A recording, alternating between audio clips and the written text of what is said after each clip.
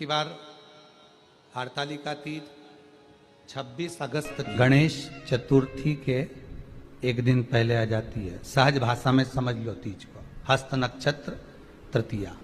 सबसे पहली हरतालिका पूजन भगवान शिव की आराधना किसने करी थी? माता पार्वती। कितना कितना शास्त्रों में हमारे यहाँ माँ पार्वती के पूजन का विधान कहा। अब कोई कहे कि केवल ये नारी का उपास है, कोई कहे कि तीज का व्रत केवल स्त्री का है, हरतालिका तीज करे तो नारी का व्रत है, चतुर्थी का व्रत करे तो नारी का व्रत है, छठ का व्रत करे तो नारी का व्रत है, तीज का सातुड़ी तीज का व्रत करे तो नारी का व्रत है। ना ना ना, यदि पार्वती मंगल की कथा को आप पढ़ेंगे सुनेंगे तो उसमें वर्णन आता है पार्वती जी जितने व्रत धारण करती है वो पार्वती जी की माँ मैनावती हिमालय राज उनकी भी 71 पीढ़ी को पार कर देती है और पार्वती जी खुद के ससुराल की भी। जितने गण महापुराण की कथा कहती है पार्वती जी के एक व्रत धारण करने से, माँ जगत जननी के एक व्रत उठाने से, तीज का व्रत अगर माँ पार्वती जी करती है तो शंकर भगवान के पास में जितने भूत प्रेत डाकनी पिशाचनी चुड़ैल भयंकर गण होते हैं, पार्वती जी अपने व्रत के बल से उन भूत प्रेत को भी मुक्त कर देती है। इतना बल माता पार्वती के व्रत में। एक व्रत साधना में इतना बल होता है। पार्वती मैं तुम्हें प्राप्त हुआ हूँ, ये हरतालिका तीज के व्रत का फल है। शिव जी कहते हैं पार्वती जो नारी हरतालिका तीज के व्रत का स्मरण करती है, फुलेरा जो बांधा जाता है उसमें 5 माला से ज्यादा माला लटकना चाहिए, 5 से कम नहीं। कितनी? जैसे माला जो लटकाते हो वो 5 से ज्यादा होना चाहिए। 5 तो जया विषहरा शामलीबारी दौतली देव, इससे अधिक होगी चलेगा, पर इससे कम फुलेरे के अंदर माला नहीं होना महाराज। दूसरा, फुलेरा जहां हरतालिका व्रत हो वहीं पर बांधा जाता है। हरतालिका तीज का व्रत एक ऐसा व्रत होता है जो मरते दम तक रहता है। इस व्रत को छोड़ा नहीं जाता। ये नहीं किसी और वाले गुरुजी ने कहा और अपन ने एक बार कर लिया और अगली बार वो व्रत गायब हो गया, ऐसा नहीं है। हरतालिका तीज अखंड सौभाग्य के लिए, वंश वृद्धि के लिए, कार्य सिद्धि के लिए और कुंवारी कन्याएं उत्तम वर प्राप्ति के लिए, आनंद सुख के लिए करती हैं। ऐसा नहीं है कि केवल स्त्री ही करती है। जब नारी किसी कारणवश व्रत नहीं कर पाती तो पुरुष इस व्रत को धारण कर। आप सब अपने हृदय से मन से इस व्रत को कर कर अपने जीवन को सार्थक बनाइएगा। जो करते हैं, कितने लोग करते हो जरा हाथ उठाइए। हरतालिका तीज इतने सारे करते हो? अरे बाबा कर लो, प्रणाम प्रणाम, आपको बहुत बहुत नमन करता हूँ, बहुत बहुत। फुलेरा बांधते हो? नहीं, अब की बार बांधना। मंदिर में करते हो तो मंदिर में, घर में करते हो तो घर में। फुलेरा वंश की वृद्धि करता है, फुलेरा अखंड सौभाग्य देता है, फुलेरा मन की कामना को पूर्ण करता है। जो बेटियां जिनका विवाह नहीं हो रहा हो या बेटे जिनका विवाह नहीं हो रहा हो, वो 7 स्थान पर कहीं फुलेरा बंधा हो तो फोन लगाकर पूछना कहाँ बंधा है, वहां का दर्शन करने। एक फूल में हल्दी कुंकू लगाकर शिव जी को चढ़ाकर फिर वहां से जाना। 7 स्थान के फुलेरे का दर्शन अवश्य करिएगा। जो व्रत नहीं करते हैं उनसे निवेदन है, कहीं हरतालिका हो रही हो तो वहां बैठकर अगर भजन हो रहे हो तो थोड़ी देर भजन गाने चले जाना। अपने मोहल्ले में, कॉलोनी में, सोसाइटी में कहीं हरतालिका तीज का व्रत हो रहा हो तो 2-4 मिनट जाकर दर्शन जरूर करना, जिससे भोलेनाथ आपका अखंड सौभाग्य करे और आपके मन की कामना पूर्ण करे। सबसे ज्यादा जरूरी है हरतालिका तीज का पूजन अगर आप कर रहे हो और हरतालिका तीज का अगर आप स्मरण कर रहे हो तो उसमें सबसे ज्यादा अगर कोई जरूरी है तो शंकर भगवान जहां विराजमान होते हैं उनके ऊपर उनकी 5 कन्याओं का होना जरूरी है। मतलब ऊपर फुलेरा बंधना। फुलेरा का मतलब जानते हो?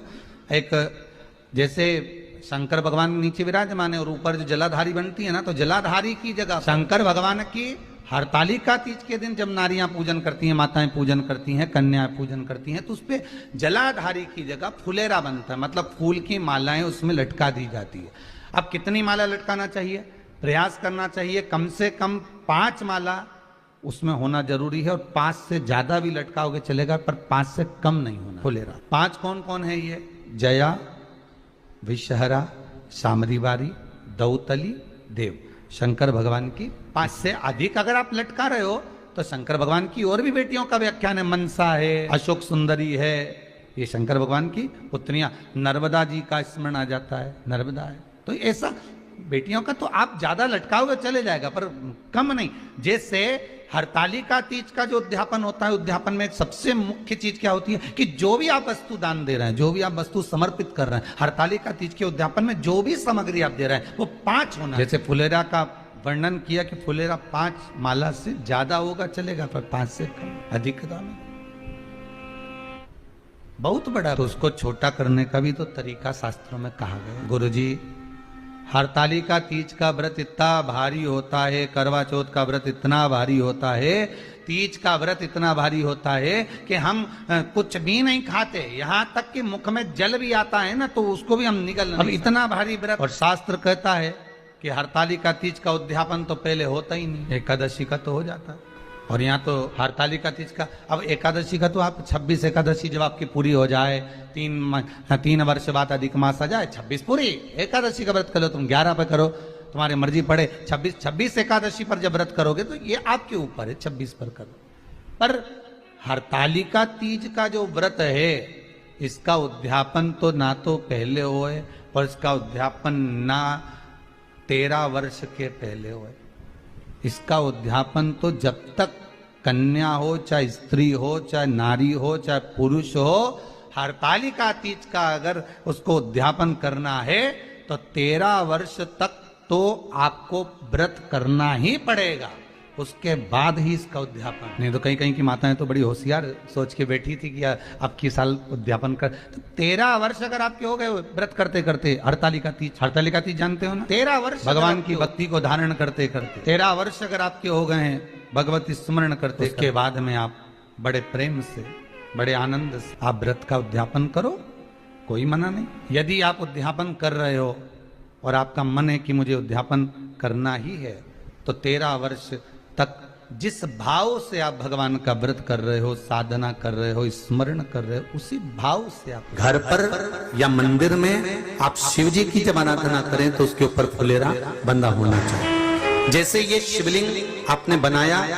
बालू रेत का, मिट्टी का जो शिवलिंग का निर्माण करा है, उस शिवलिंग का निर्माण करने के बाद में आपके मध्य में जब आप शिवलिंग बनाते हो घर के अंदर हॉल में या मंदिर में, तो ऊपर कोई कुंडी वगैरह लगी हो, पंखा लगा हो, उस पे से रस्सी बांध कर लेकर आकर इस फुलेरे को इस तरह से शिव जी के ऊपर लटकाया जाता है। इसको फुलेरा कहते हैं। ये भगवान शंकर का अखंड सौभाग्य देने का फुलेरा होता है, जिसको माता पार्वती जी, उमा, कात्यायनी देवियों ने इसका स्मरण किया। एक गोल होता है, गोल, चौकोर, तिरछा, जिस तरह से भी बनाना हो, पर शिव जी के ऊपर नीचे शंकर भगवान होते हैं। ये थोड़ा ऊंचा, जिससे पूजन भी आराम से हो जाए, इसको ऊंचाई की ओर लगाया जाता है, जिससे भगवान, जैसे अपन जलाधारी लगाते हैं, उसी तरह से इस फुलेरे को लगाया जाए। तो इस फुलेरे में कहीं ना कहीं पत्तियों को भी लगाना चाहिए। माला के साथ में कोई आम की पत्ती हुई, अशोक की पत्तियां हुई,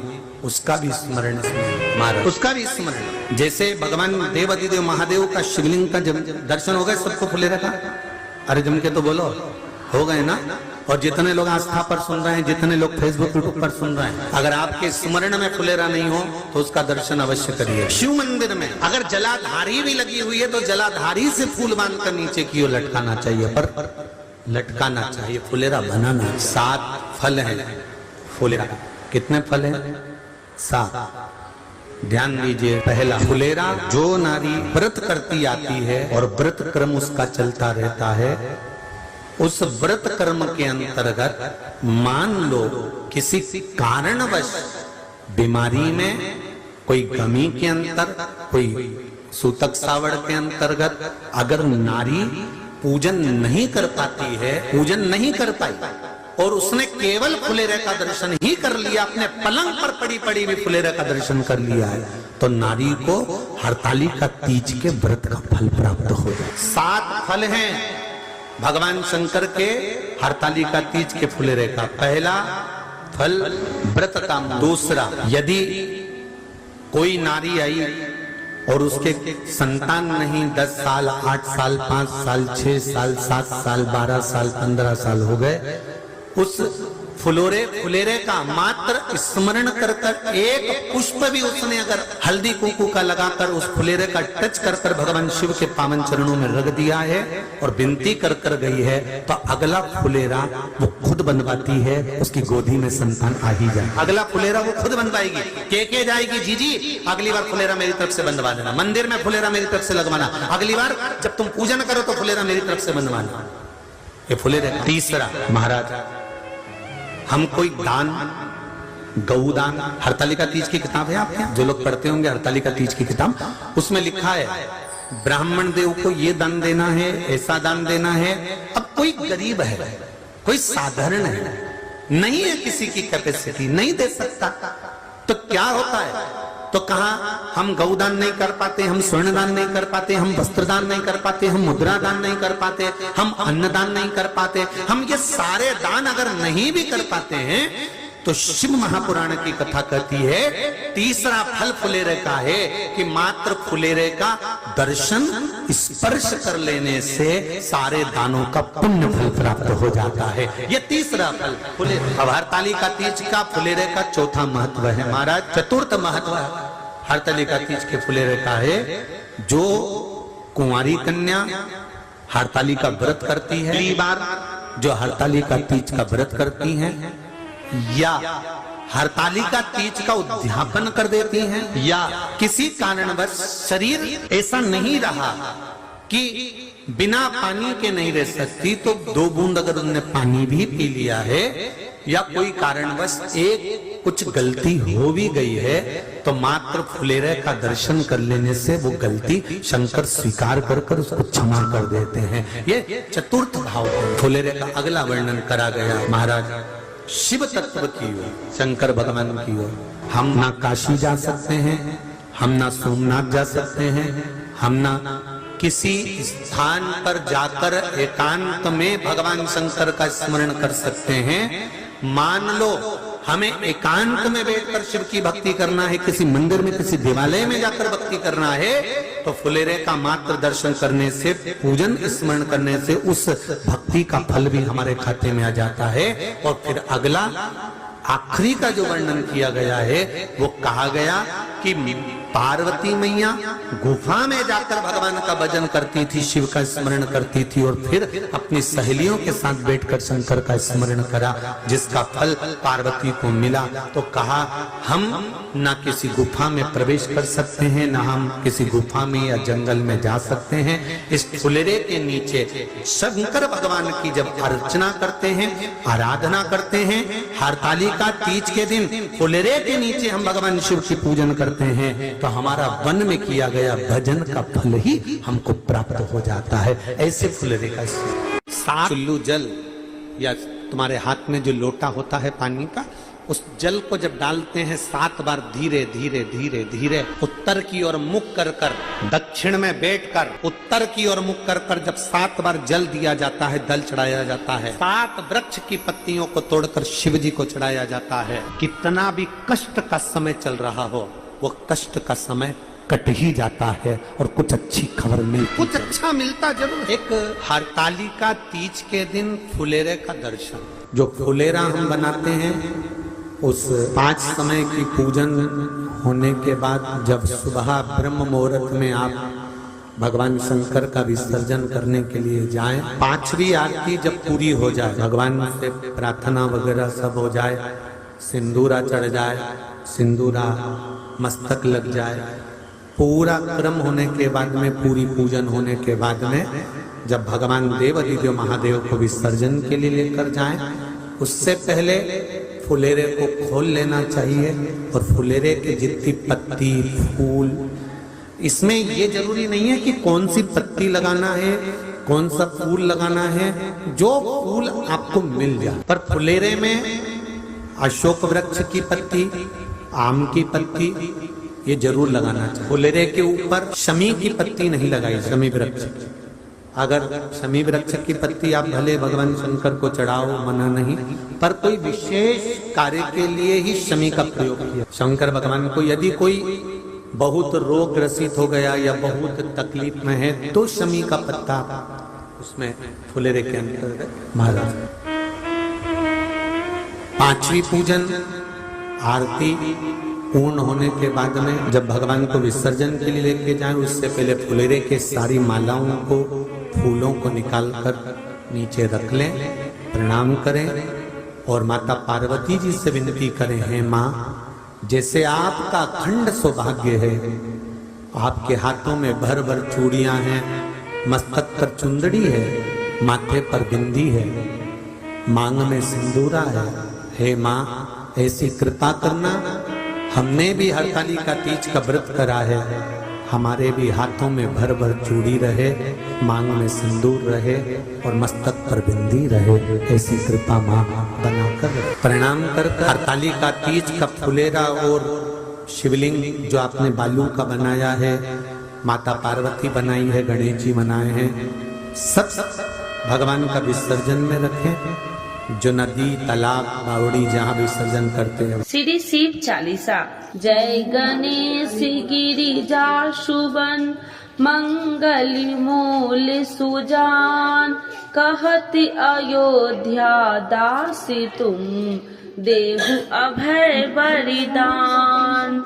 जय गिरिजापति दीन दयाला, सदा करति संतन प्रतिपाला। भाले चंद्रमा सोहतनी के, कानन कुंडल नागी फनी के। अंगी गौरी शिव गंगे बहाए, मुंडी माले तनि छाड़ी लगाए। बस्ती खाल बाघंबर शोहे, छवि को देखे नाग मन मोहे। नैना मातु की हवे दुलारी, बामे अंग सोहत छवि न्यारी। कर त्रिशूल सोहत छवि भारी, करति सदा सतुरन छयकारी। नंदी गणेश सोहे तह कैसे, सागर मध्य कमल है जैसे। कार्तिक श्याम और गणराऊ, या छवि को कहीं जात न काऊ। देवन जब ही जाए पुकारा, तब ही दुखी प्रभु आप निवारा। किया उपद्रव तारकी भारी, देवन सब मिली तुम ही जुहाई। तुरन सरानन आप पठायो, लवनी में से महामारी गिरायो। आप जलंधर असुर संहारा, सुयसी तुम्हारा विदित संसारा। त्रिपुरासुर सन युद्ध मचाई, सब ही कृपा कर लीन बचाई। किया तपहि भागीरथी भारी, पूरब प्रतिज्ञाता सुपुरारी। दीनन मह तुम सबको नाही, सेवक स्तुति करत सदाही। वेद नाम महिमा तब गाई, अकथि आनंदी भेद नहीं पाई। प्रगति उडति मंथन में ज्वाला, जरत सुरासुर भय बिहाला। किन्हीं दयात करी सहाई, नीलकंठी तब नाम कहाई। पूजन राम चंद्र जब किन्हा, जीत के लंक विभीषण दिन्हा। सहस कमल में हो रहे धारी, किन्हीं परीक्षा तब ही पुरारी। एक कमल प्रभु राखहु जोई, कमल नयन पूजन चह सोई।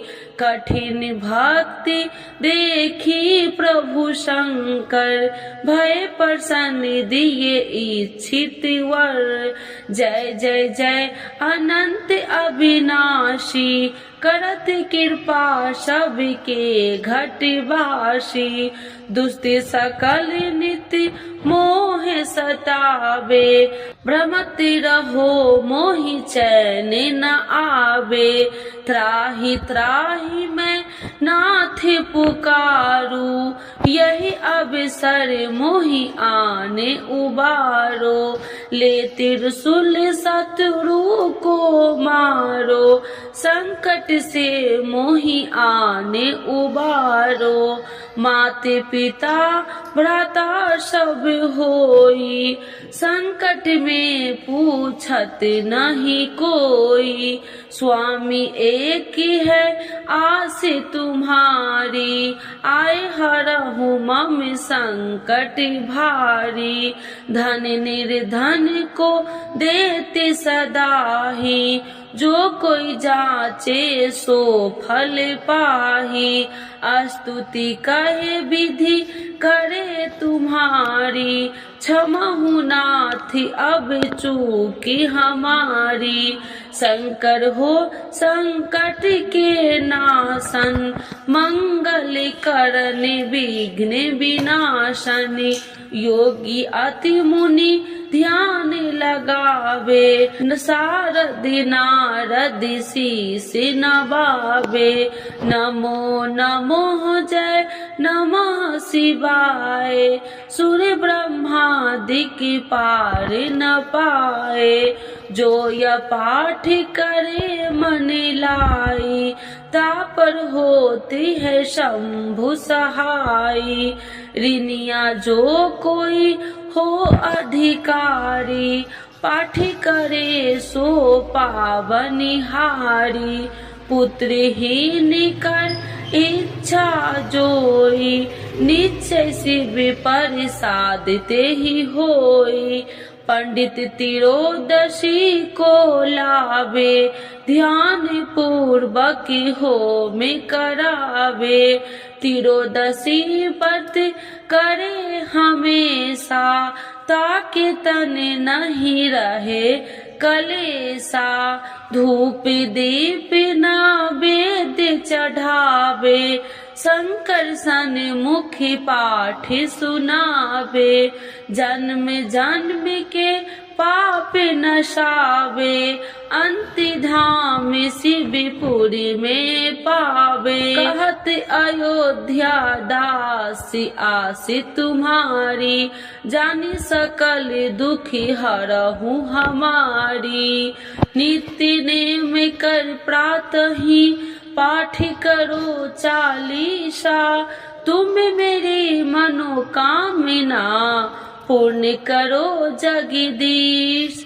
मगसर छठी हेमंत ऋतु, 164 जान।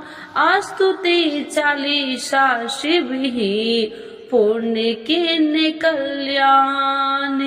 आज के युग में शिव चालीसा पाठ व्यक्ति के जीवन के लिए बहुत महत्वपूर्ण है। शिव चालीसा की सरल भाषा के माध्यम भगवान शिव को आसानी से प्रसन्न किया जा सकता है। भक्त अपने जीवन में पैदा हुई कठिनाइयों और बाधाओं को दूर करने के लिए श्री शिव चालीसा का नियमित पाठ करते हैं। श्री शिव चालीसा के पाठ से आप अपने दुखों को दूर कर भगवान शिव को असीम कृपा प्राप्त कर सकते हैं।